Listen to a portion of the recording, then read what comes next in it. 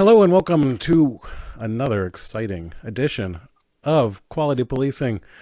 I'm Peter Moskos, Professor John Jay College, author of Back from the Brink. And oh my God, I am here with the former co-host, Leon Taylor. Good to see you again. Good to see you as well, my friend. Yeah. So I got in touch with you because, well, one, we haven't spoken in a while, but you put something on Facebook that I stole and put anonymously on Twitter, but now it won't be anonymous. And you wrote this. So we are recording this on January 25th, 2026. 2 days or 1 day? When was the guy shot in Minneapolis? Which one? Which one? Yeah, which one? I'm talking about the guy. Okay. The nurse, not the mom. Okay. And you mean the assassin? That's what I Oh heard. my God. Clearly, he was making a move. Say that sarcastically. As If well. only there was a program, you wrote, to teach Border Patrol ICE agents how not to immediately escalate to deadly force when they have superior numbers against a single perceived threat. For example, a nurse with a camera. Don't be scared. Scared enforcement is bad enforcement. Don't be angry. Angry enforcement is stupid enforcement. Come on, you did some of that yourself, didn't you? Take subject to ground. Control subject's hands. And this is the part, because I had thought it but not articulated it. Well, let me go back to your writing. Control subject's hands. This is essential, as hands are normally used to access a weapon. Two agents normally have four hands. Standards have changed, Leon. It may not be the case anymore. You never know. Might be octopi out there. Two agents normally have four hands. One arrestee normally has two hands. This gives agents a 2-to-1 hand advantage. You're not just multilingual. You're good at math. I like that. I'm trying. If third agent available, control legs using body weight. Use body weight to pin upper body and extremities. Remove any visible weaponry. Place subject in hand restraints, handcuffs. Search subject thoroughly for weapons and prepare for transport. Secure weapons if found. Transport immediately. If confused or unable to execute, call urban law enforcement. Rio police. Have a nice day. Thank you. Thank you for your attention to this matter, Leon. But it is a great little checklist of what you have much more experience than I do, but that we both experienced. I don't want to say it's not hard. Sometimes it's hard, but it's routine. It's not that hard. I always say, ideally you're never supposed to arrest anybody alone. Two can usually do it, but I'll take 4 or 5 cops anytime because they're 4 or 5 limbs. Well, usually 4. And then you get one cop on perimeter if need be. In this case, I think that would need be. But yeah, once you have those vastly superior numbers, this should no longer be that hard. Sometimes I would talk about that the good old-fashioned bum rush is underrated, but I'm thinking when I say bum rush, a coordinated one, one. Yeah, exactly. We would go in there, and then you wouldn't have to even generally, you wouldn't have to tell people. People knew their role. Like this is just a bum rush. This is uncoordinated. This is just a bunch of bums. Really? There was no leadership. Someone's got to be taking control of the scene, but why in theory? It's just, for the past 10 years, I've spent a fair amount of time defending police action against irrational criticism. But then I see the stuff going on and I go, well, the cops involved in shooting had been Border Patrol or ICE for a while, but these are not well-trained police officers or just, police officers using common sense tactics. It's not just the training, because you can learn on the street. It is a lot of it's the training, though. But they're hiring massive number of officers, and at this point, maybe the $50,000 signing bonus is getting good recruits, but urban police departments have lowered standards and aren't hiring the best of the best. And most of these ICE agents, I assume, have previously tried to become real cops and failed. And then, of course, they're also recruited by proto-fascist, visionary and slogans and saving America. And Yeah, absolutely. Absolutely. So the mindset is the beginning of that inculcation.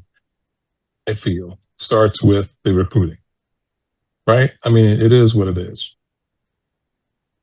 And a lot of people in my academy class did not grow up dreaming of being cops. Uh, some did, but it was a job. Um, and I heard this from a lot of old New York cops that I interviewed for Back from the Brink.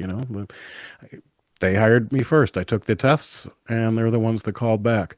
That's generally, I think, in police not looked upon super favorably. But you know what? In the same way, hell, I didn't know I was going to be a cop till after I started the academy. At some point, you have professional pride and you do the best job you can. And maybe it's good if it's not a life calling, and to some extent, you see it as a job, so you don't take it personally. Or Right, right. Yeah, exactly. There's not so much of your psyche that's invested in the badge, right? Um, to the extent that an attack on the badge becomes an attack on you personally, right? I mean, I think I've always maintained that, like in Europe, they tend to go for longer training periods, and I think some countries, I think Sweden is what, 2 years? yeah, that's a little bit. Um, I got some gripes with that because it's sort of factually true, but a chunk of that is simply school. So it's what we would if we had if a department has a community, 2 years, say, community college requirement, they just, because of their tracking, they kind of just work that into, they call that police training. And it's more, probably the school is probably more geared towards, uh, it's like getting a degree in criminal justice. But it's not quite equivalent to the American system, where the actual academy time often is not much more. The other way I don't want to say they inflate it, because they're not lying. The other way it's misinterpreted is they can go back and forth between the academy and the street a bit longer. And so it's basically field training, but that might be a bit longer, where they go back and get debriefed. Um, long, my long point being, I don't think they are that much more trained. I mean, it might be better training, it might not, but it's not like we're getting 6 months and they're getting 2 years in actual sort of hands-on training. But ICE is not getting that. Now you have you're a veteran and you're retired police. Um, People are saying with the officers who have been involved in ICE shootings that well, they've been on the job for a long time, so they're not the recent recruits, and they have military experience. You want to talk about how your mentality changed going from military to police? It's a big change. I When I came in, most of my instructors had experience, in Vietnam and other exotic places, and they would teach you what you needed to survive. I mean, my first job was guarding nuclear weapons, right? So it was pretty much anti-terrorism stuff. That was here in the States, so I was guarding ICBMs and B-52s. There was a different shred out of the AFSC for security police at the time. It's now known as security forces. But you could either do law enforcement or security. Law enforcement was trained in, what would be considered traditional law enforcement tactics. I was trained in the other one, which was security. So, in like these areas, the mindset was where you're in a fenced off, heavily guarded area, right, with fences, sensors, CCTV. And if somebody doesn't have the proper authorization, you challenge them. If they present a weapon, you do what you have to do. And that was it, right? So I can remember a guy when I was stationed in Germany the first time. We had to assist law enforcement, right, with a guy that it was a petty theft situation, and the guy was being chased, and everyone was being chased by law enforcement, and the security forces troop came out from behind a tree at night with a 203 grenade launcher and scared the crap out of the guy, because the 203 has this big, it's a 40 millimeter grenade launcher, and it has this big tube under the rifle. And the guy thought he was going to have his head taken off. And he just like, froze up, went to the ground immediately and got cuffed up and handed over to law enforcement. So, sometimes different standards for different departments, mean different training and a different sort of attitude, the way you take on the job. Hmm. Do you, is that something worth looking into? And do you think when you see sort of the worst device tactics and the videos that go viral? From a lot of what I've read and, and seen, different people have different takes on it. But if you dress a person up in tactical gear, they're going to find an excuse to get tactical, right? I mean, they almost have to justify what they're wearing, and it becomes, I mean, come on, you worked in Baltimore, right? I mean, it's like my life is in danger. Oh my God, I mean, that's the sort of thing. To me, it's like, hell no, your life isn't in danger all the time, and even if it is, you can't live like that, right? So I think what most people do that are successful at the job is, I mean, you weigh the risk. Yes, this can happen, right? But I'm not going to dwell on it. Or, the studies, I guess, say that after 10 years, right, that's when a lot of people get complacent. And then that's when things start happening to them. So there's a lot of time in there where you don't know what's going on. You're looking at your field training officer and for guidance, right? I mean, by the time the story is, whatever you learn in the academy, forget that. That's going to get you killed out here. I'm going to show you how to survive, right? Same thing happens in the Air Force for the most part. But, it's two different worlds out there. You in the academy, it's theoretical, right? And they try to expose you to things through video and audio recordings. One of the things we had to listen to was undercover cop getting killed. Right? So you listen to the gunshots. You listen to him, his breathing, right? Because he was on a mic. He was mic'd up. And crackhead, well, I think it was a drug dealer that had a drug problem, shoots him because I guess he was high as hell and didn't believe that the people outside were cops, that there were another drug gang coming to get him. And he shoots Marty, and you listen to this ragged breathing and the people outside screaming, bloody murder, trying to get him in. At one point, one of his backup officers throws his badge through the window, to kind of, and this is the sort of thing. So this thing is always on you, like, okay, is it worth it? Am I willing to do this? This could happen to me, right? But at some point, I got to function every day, right? I mean, people have car accidents. We jump in cars. Well, you New Yorkers don't. What I'm trying. But real Americans do. Is that what you're trying to say? Well, that's a nice way to put it. Real Americans do. But yeah, I mean, it's part of the job. You know what I mean? And you can't to the casual observer, to a civilian, right? I mean, even this thing. Well, thank you for your service. I'm like, I did that crap before I even knew about it. You don't need to thank me for something I was going to do anyway, because you don't even know what I've done, right? And oh my God, it's Baltimore. So hell, I grew up in Baltimore, right? I mean, I've locked up relatives. I've met relatives. I've met relatives on calls, things like that. There's some. That's why they call it Smalltimore. Oh my God, yeah. You lock up a guy. Your grandmothers go to the same church. It is what it is, and I think that's what's missing when you talk about policing from the Pelian definition, right, to what we're looking at with ICE. I think you're going to have the same problem anywhere.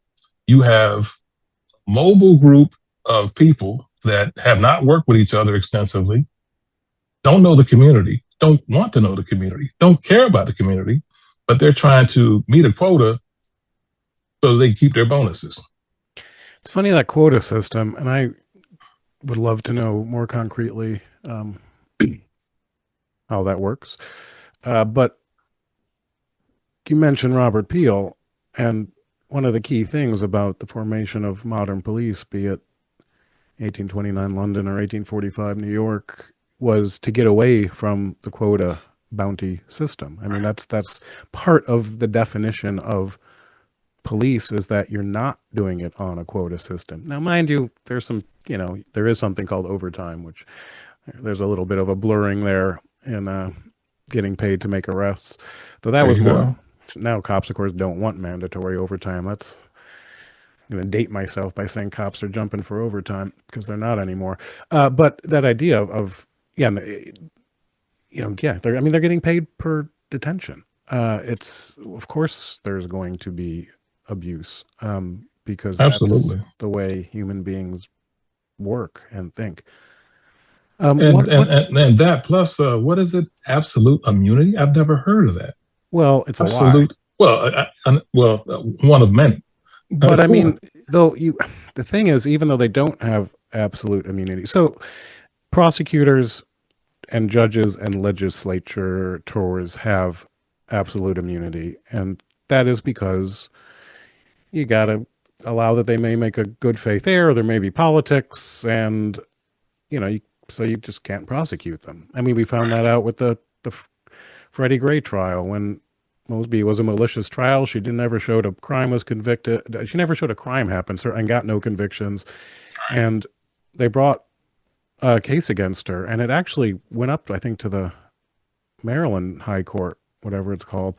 And and in the end, they said like it had enough substance that it made it a surprise. But in the end, they said, sorry, but total immunity is just that. Like it Um, doesn't matter what she was doing as long as it was on the job, and prosecution was on the job. Um, so the federal, and I'm not 100% certain, but I have looked it up. I'm saying this, and confidently at least. So I want to leave a caveat that I may be wrong, and I'm not a lawyer.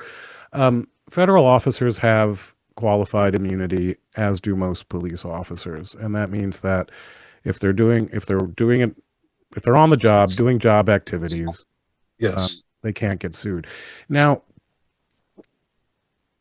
but so you also have the overlapping federal and state and local jurisdictions here, and the federal and state are very different legally. And I think now I'm willing to say, like, morally, that policing is a state function. It is the federal government cannot have a police force because it's not in the Constitution, and the 10th Amendment says it goes to the states and people respectively. Okay.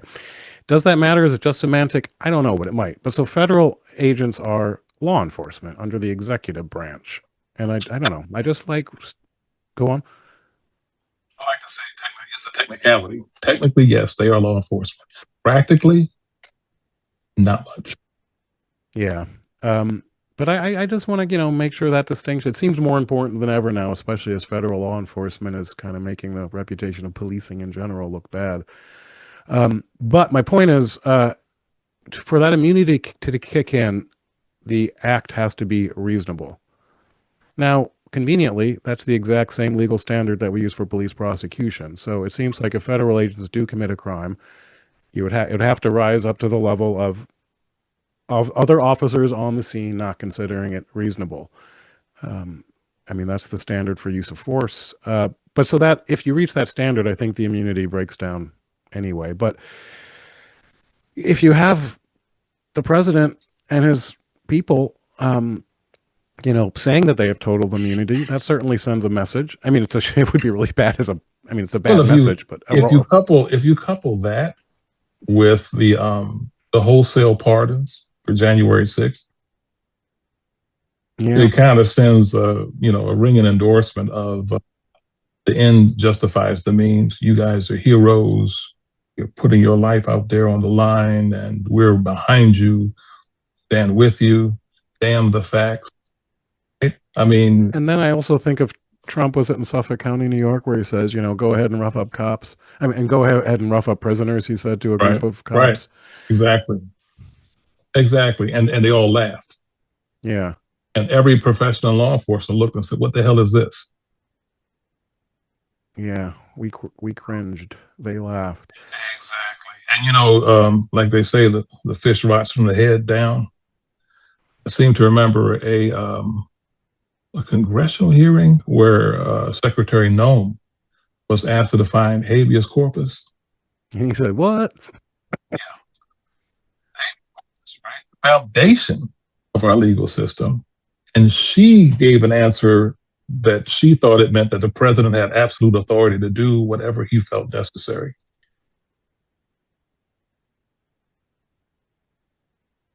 Yeah. I Um, mean, I don't know.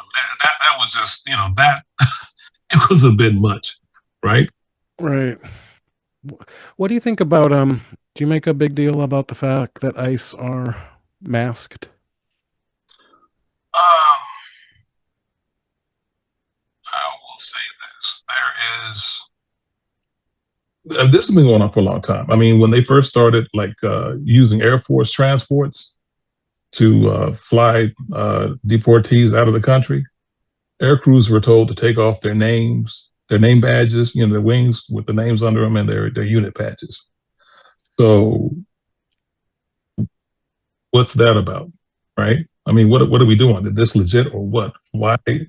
We're flying people from the states out of the country. Why should we need to hide our identities or our units? But this is what they wanted. They saluted smartly and fulfilled that mission, right? I didn't know that, by the So way. yeah, I mean this whole thing has sort of like a taint around it. It's just tainted. What you're doing. So you have the combination of no real coordination with law enforcement, no attachment or accountability to the community, gear, and we're here for Operation whatever the hell we're doing.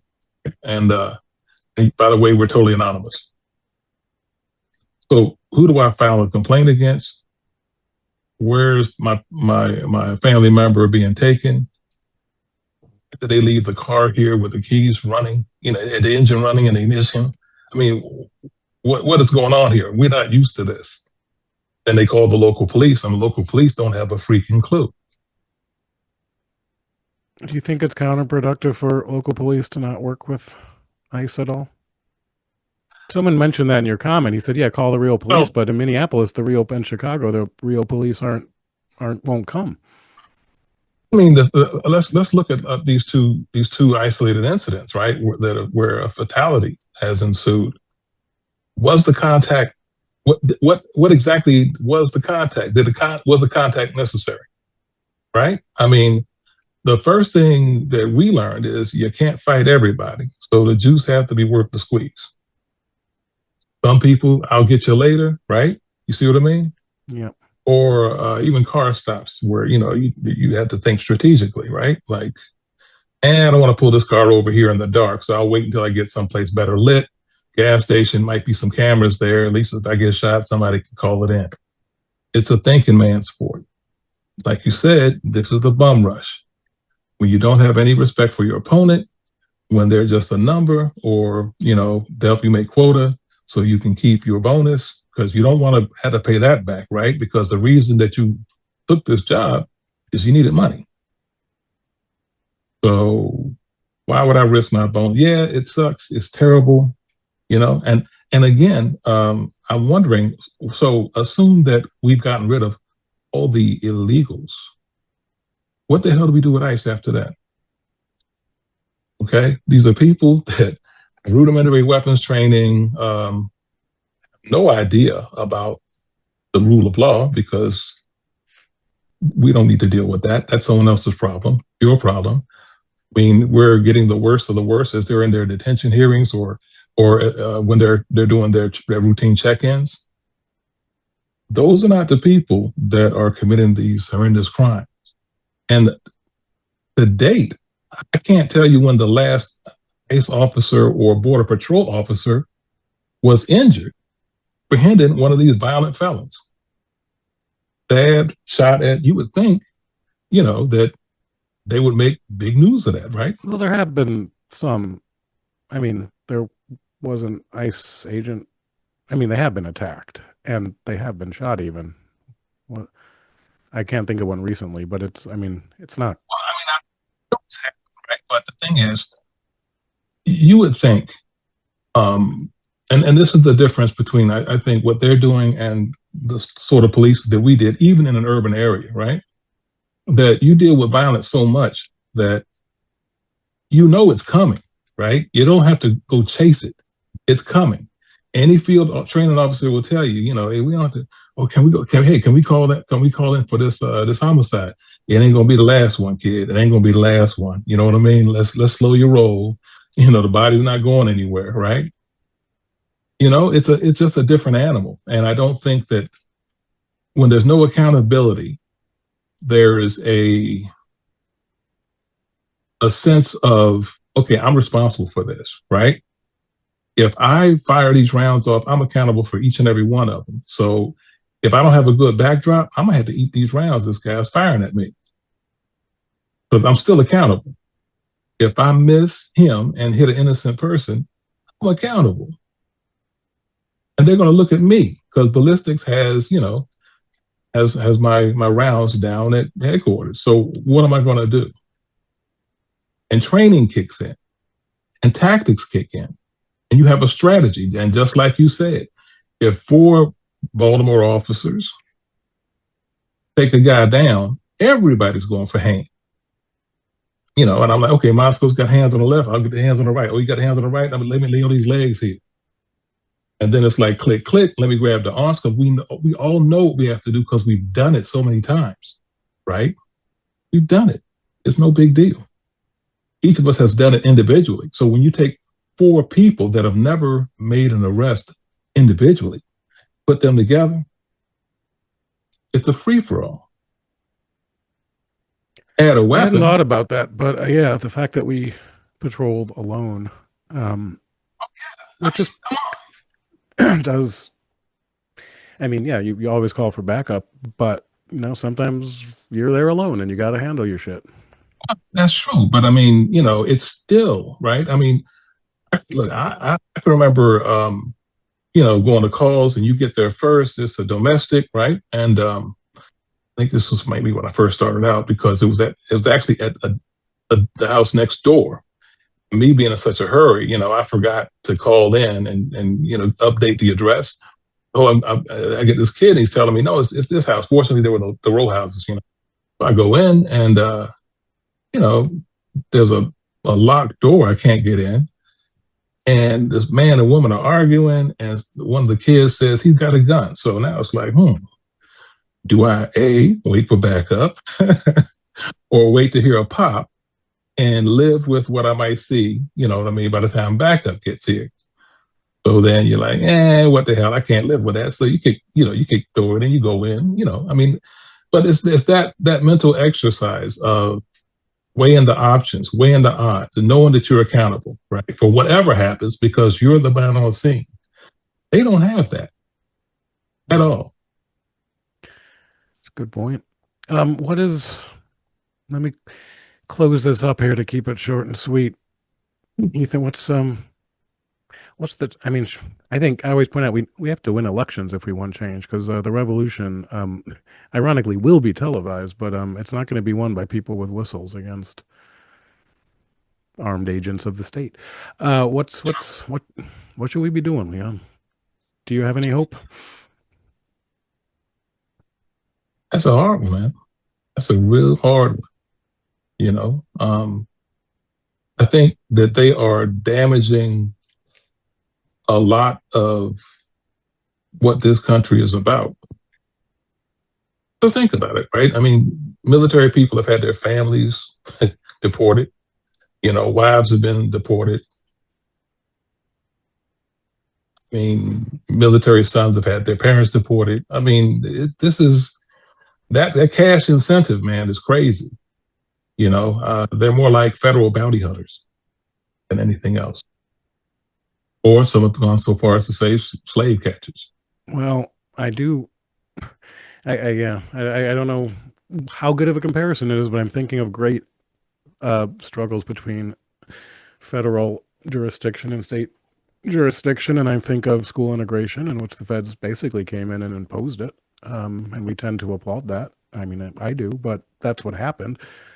And then you go back to the Fugitive Slave Act of 1850, and there were riots in Boston to try and protect escaped, formerly enslaved people. Anthony Burns was one of the guys' names, and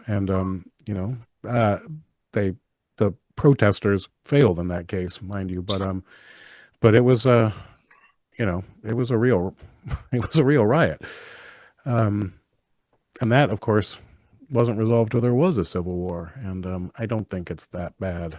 I hope. But I think the question is, what type of policing do we demand as a society, right? I mean, it's gotten to the point that it's gotten to the extent that the Minnesota National Guard, right? Okay, they've been federalized, but the governor has said, I want my people wearing fluorescent vests so you can differentiate them from these other people, right? And that gives them, okay, the heat's off of us. We don't have to worry as much. You know that we're here to help as much as we can. We're not the ones that are going to be putting cuffs on people. We're not breaking windows and car windows and dragging people out. We actually live in this community. We're accountable. So that fluorescent vest means accountability. In the same way, a local law enforcement or state law enforcement official, because there's a system of accountability. There's a means of tracking my arrestee. Right? The guy that I lock up, Freddie Gray, being a great example. If Freddie Gray had been an illegal alien under these circumstances, there would have been no case, and he'd have just died in custody somewhere between points unknown, right? Mm-hmm. And they would have all the time in the world to spend whatever. I mean, if you saw the video, I think there's one reel on social media where you hear the sequence of events from Secretary Nome, and then you actually see the real time footage. It's two different things. He's not approaching them with a gun; they're approaching him, and the weapon isn't discovered until he's on the ground, surrounded. I mean, they have to slow it down because there's so many hands and feet there. And at one point, I saw one that I was like, "Where's the weapon? Where's the gun? Where's the gun?" They couldn't even find it. So these are people with no accountability, very little training to the professional eye, complete chaos to the untrained eye, and all we're hearing is what heroes they are. The straight up "don't believe your lying eyes" comments also scare me at another level in the Orwellian sense. Oh man, if that 1984, man, all over the place. Well, on that not optimistic note, let me wrap up this. We can keep talking, but thank you all for listening. I am thrilled to be back here with Leon Taylor, the man who made the podcast. We did like 4 episodes together or something. And my friend, speaking from undisclosed locations in Maryland.